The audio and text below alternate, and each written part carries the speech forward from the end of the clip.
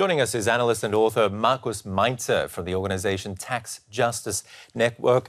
Mr. Meinzer, first of all, your reaction. I guess you weren't surprised about the news yesterday. You've written all about this sort of stuff. What was your reaction, though? I was astonished at the amount of data and the extent of criminal energy that has come to light through this leak. The scale is simply outrageous and enormous, which we haven't seen before. OK, so this is unprecedented. Do you think that alone will help in the case against tax avoidance? Many governments have been battling this for years unsuccessfully. I think we need a more sustained effort now after these leaks to really carry forward through structural transparency reforms, which for the last years we have seen failing time and time again. This is not new stuff in its essence. In offshore leaks 2013, we have seen similar cases brought to light, and now is the time to really bring home to politicians the message that they now need to listen far more carefully to civil society, what to do about that, and no longer to pretend that they know it all and they tackle it, because it's not true. And they put this challenge at the top of their agendas in so many cases, governments right around the world. But what is the number one that they need to do you think? We need public registers of the true owners of companies and corporations and trusts to be placed on public record around the world.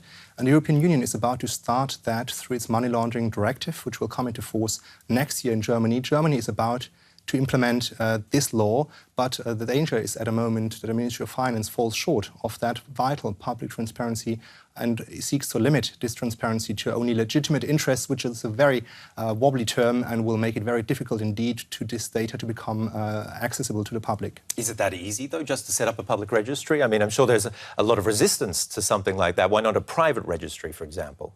We have a registry that is publicly announced already in Great Britain and the Netherlands. The Netherlands has carried out a study about the feasibility and the costs of a private versus a public registry.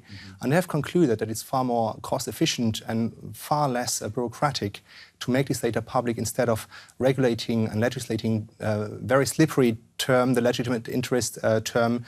So they have concluded it's cheaper and it's better, it's more effective to do it public. Why hasn't it happened until now? I think the vested interests are very strong, and there is a strong resistance against the notion of public transparency in Germany. We have still a notion of the German state to be trusted, like inherited from Prussia, where the government is sort of a half-god that we trust, but we don't really are used in Germany, so at least in finance matters, in tax matters, in money matters, to let the public have a look at what is going on.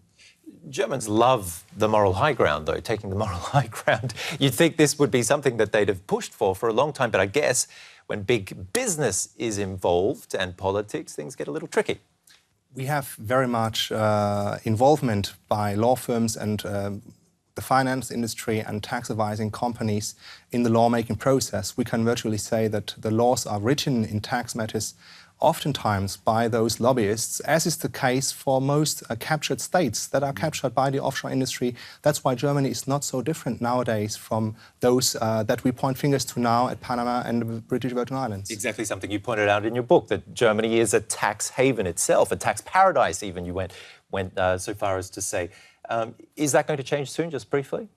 We need far more determined action in that matter, and we don't see yet the signs that convince me that we see a reform process here happening. This leak hopefully will help.